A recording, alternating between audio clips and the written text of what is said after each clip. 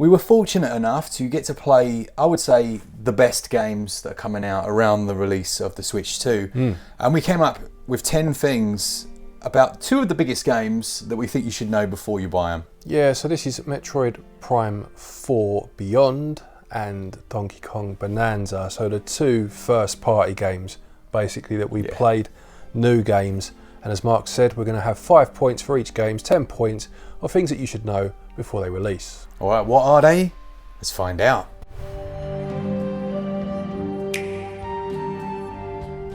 All right, let's kick off with Donkey Kong then. So we'll do 5 for this and then 5 for Metroid. The first thing, and it stood out straight away, is that it's clearly made by the same team that made Mario Odyssey. Yeah, that is an interesting point, because Odyssey, albeit there've been other 3D Mario games before, it felt quite different, didn't it? It did, yeah. It felt very different to the, the past outings. It had that real collector fun, getting the moons all the time. Yeah. And straight away you notice in this one, you're collecting those massive bananas. Yep. But there's also a trio of bananas you can get for more difficult challenges. Well, the collectathon aspects of 3D platformers, a big part of that was Donkey Kong 64. Right. So it's in its DNA to be that. What I took from it in terms of Odyssey was that I felt with Odyssey they were really wanting to push that open world idea, but still have succinct or curated, contained levels. Yeah. And they did it with things like, was it New Donk City? Yes. Which was like an area that you could visit, one of the the worlds. And I think they've taken that and now wanted to expand on that with this Donkey Kong game. It's funny, isn't it? That New Donk City, when people were shown that in the show, they were like, what are they doing? Yeah. There was like almost a panic, wasn't there? Yeah, because it was so different from the rest of the game. And I think it was probably the part you saw first. So it gave an impression of what the game was going to be that ultimately wasn't really the case. Yeah. But I do think that's been the kind of the seeds of what this game's going to be to some extent. Yeah, so from what we saw, even down to a visual, I don't know whether it's the same engine or something like that, but it just had you could kind of feel the DNA of Mario Odyssey in it. Yeah, very much so. Some of those like yellow grasses and stuff, it just had that look about it. So I wasn't at all surprised when I heard after the fact that it was that team. Yeah. Point number 2 then is the fact that, as the trailer alluded to, a lot of the world is destructible. There is an element to it. It's a core gameplay mechanic where you just rip pieces out of the ground and sling them at enemies, or solve minor puzzling elements with it as well. So it does have that destructibility to it. Yeah, it goes a bit, I think, beyond maybe expectations, because you've got a control scheme that uses, so for example, you'd press the top button, which is X, to hit upwards. You use the bottom one to hit down. Initially we were like, why is that not jump? Because A is jump, and you're like, what? Yeah. But then B is like pummel down into the ground, isn't it? Yeah, so you can, as you say, you can smash down into the ground, you can smash up when it's applicable, and you can hold Y, I believe it was, to tear big chunks out of the environment, and then I think you let go of it and press Y again to move into like a first person mode where you can then aim where you want to throw these huge boulders, possibly with gyro. I think it was with gyro, wasn't it? Yeah, it was gyro. That destructibility let you almost choose, and this is where I'm excited. So the thing with Mario Odyssey that we were talking about before is that obviously there were a million moons. It felt a little bit like there's a moon, there's a moon, there's a moon, there's a moon. In this one, I think they're going for that exploratory feel, in that you could smash through that wall, and when you go through, it goes to this almost semi-translucent view where you can see, it feels like glitching in a game. Yeah. It goes to that view, and you can see caves like down there, and you can start to head towards them. So there is a bit more of that like exploration, like natural exploration. Well, let's take that into point 3 then. Is that exploration, but it reminded me a bit of Minecraft. Yeah. In the way that you can do that, you can kind of pan into the walls, and it, as you say, it feels almost glitched, but it isn't. It's very much by design, so you can see where you're going, where you're tunneling. And I did like, from the little we played, so we might be wrong here, but that's the part of Odyssey I didn't like so much, was the constant moons for completion of a level, like actual progress completion. Yeah. I like collectibles to be superfluous. Yeah. I like level progression. It's a good word, that. Yeah, I like that word. Chuck it in every other video you got, won't you? But I like progress in terms of moving through the level. Yeah. To not rely on so many of something. Of course. Like the old Mario 64. Yeah. And this felt more like that although it looked more like Odyssey, you know. So just to clarify, the point that we're on, which is point 3, Yep. is collectibles. Is that right? Or have I just completely missed the point? Sorry. What was point 3? It was, well, yeah, I guess so. It was the exploring, wasn't it, and how that kind of works, but you're exploring for collectibles, I guess, most of the time. Thanks. So we'll chuck that in there, that's fine. But yeah, no, it felt open world like Odyssey, but it felt like they'd toned in the essential collectibles to something like an older game, but there were still hidden ones that you could explore for, and I like that. I like it that way, you know. Point number 4, bonus areas. Yeah, which ties in, I guess, to, again, that exploring and finding those hidden areas. There were little like battle stages that you could go into, and you had like a time limit to try and defeat these. Do you remember those like flying rock creature things? Yeah, yeah.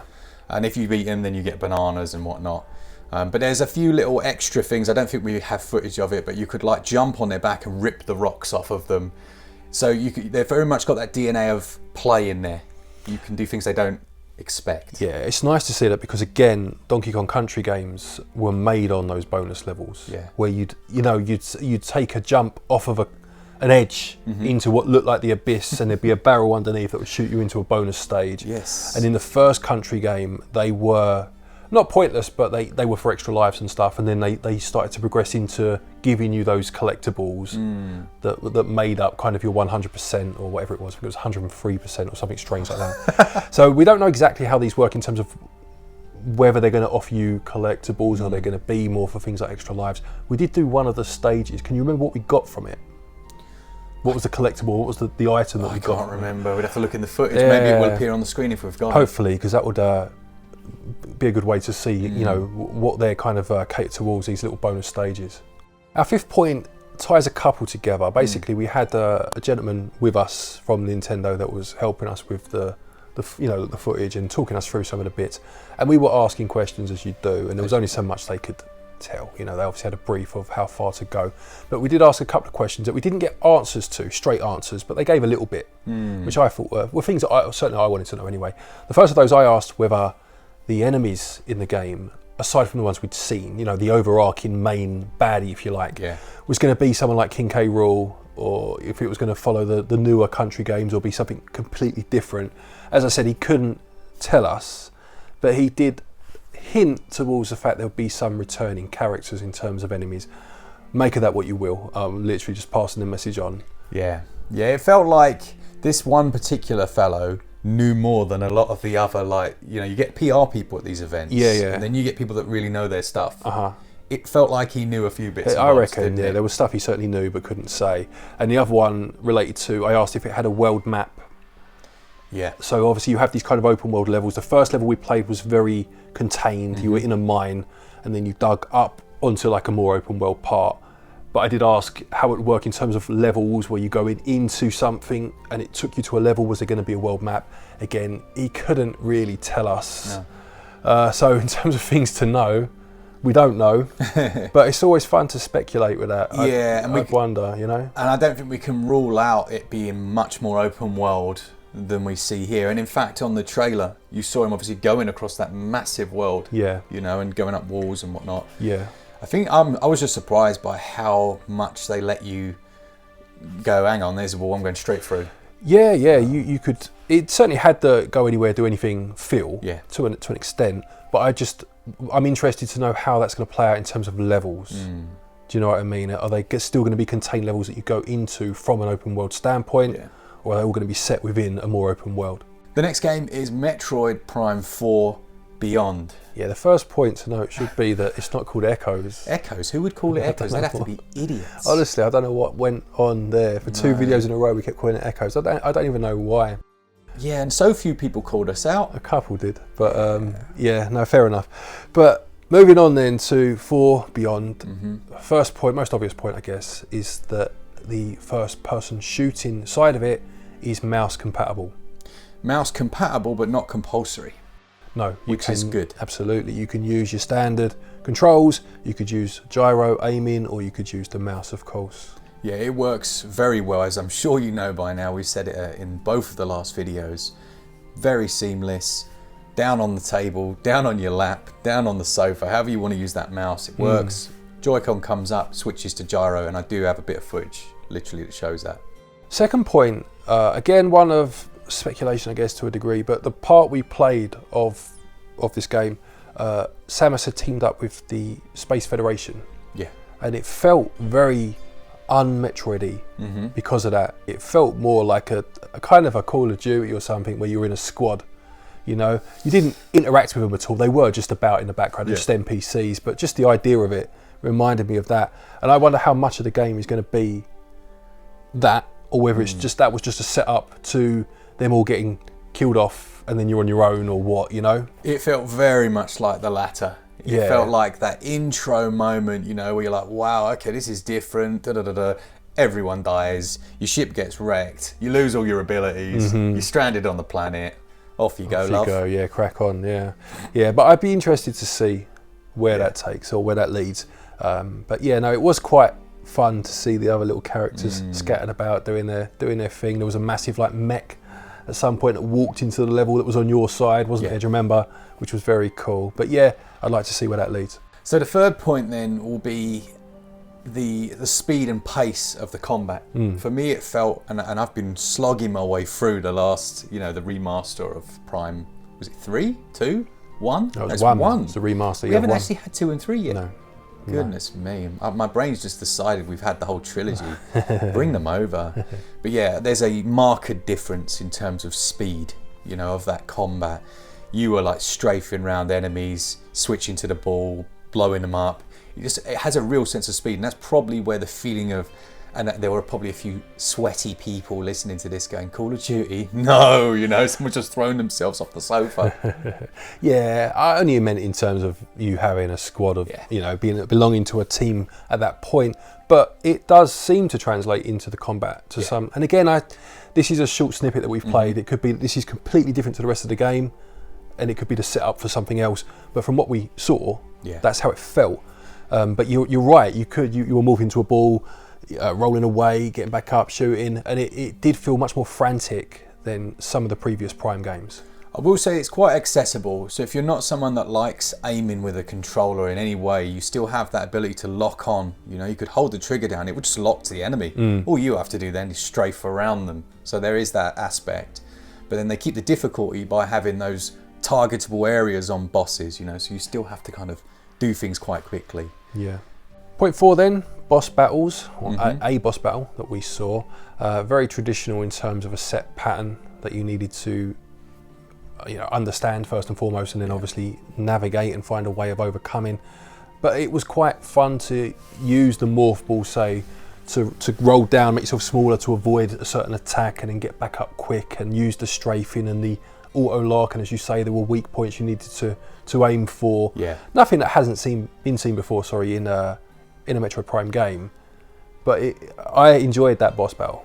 Yeah, it was just really well designed. The whole demo really was very well designed to kind of quickly get you back into the swing of things and make you feel like you're an absolute G. Yeah, exactly. Wasn't it? That boss, it had like double jump parts where there were these waves of energy, and your brain just went, double jump. And then there was another one, your brain was like, switching to the ball, you know, and you were just doing that without thinking. That's actually really good design. I think that's going to be one of the takeaways, isn't it? That the design looks spot on. Yeah, for sure. The final point then is, much like Nintendo did with the previous system, this is a release that's going to be on Switch 1 and Switch 2. What do we feel like the differences are, the visual aspects of those? Well, obviously on Switch 2, we've got 120 frames per second mode, but you can also have 60 frames per second at 4K. The 120's at 180 or 1080p, I should say. And then you've got the 4K mode. Visually, it looks very similar to me to the remaster that we saw. What's the name of the team that did that?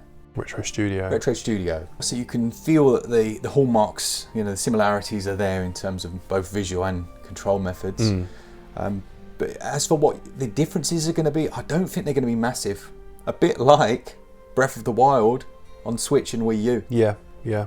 Quite similar. So do you anticipate a performance mode in the in the Switch version? No. Not obviously not to the high caliber of the Switch 2, but do you think there'll be one of any description, or it'll just have a I think it flat will just rate? be flat 1080 60. 60, yeah. I can't see them doing anything because that's its max resolution. Yeah. What else could they do? You know, they can't go 4K.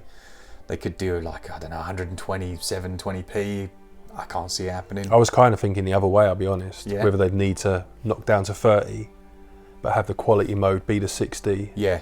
I can't see it because they got the frame rate and the performance already in this engine. Spot on in the remaster. And that was 60 and it was fine. Yeah. Could be, but I don't think so. Not as far as I can tell. As far as like, it doesn't feel like a generational leap visually, in my opinion. Like, I know some people, there are some very cool moments that don't lag, like, you know, when that mech comes across, but you've not got things like ray tracing. It looks really good, but I don't think there's anything particularly, and then I could be wrong here, taxing. Yeah, which is fair enough when you consider it's going to be a launch game for a new console, isn't it? You know, I don't think you'd be hoping that the games at launch won't be as good as the ones that are out in a couple of years, wouldn't you? You know, you really would, yeah. And I think if on that note, from what we've seen across the board, both of these games, Donkey Kong and this, they're good, solid, impressive releases that don't push the system to its max, which you would expect. Yeah, a good starting point for the system. Yeah. I think that's it, isn't it? Yeah, that's our 10 points across the two games, of course. Are you looking forward for these? I'm sure most people are. Which one are you looking most forward to? Are there any points that you want to make? Any questions you'd like to ask? I mean, we're limited to what we saw, but if we can help, of course we will. Stick it all in the comment section below. If you enjoy the content, do stick around. And if you want to save yourself some money, you can use code SwitchUp over at our website. Actually, there's no code, is there? No, you just go to our website, switchup.gg. You get money back in cash back. You do indeed. I'm going to go do that. No, I'm not. Thank you to our patrons and our channel members for your continued support, and to each and every one of you for watching our videos. Take care, and until next time, happy gaming.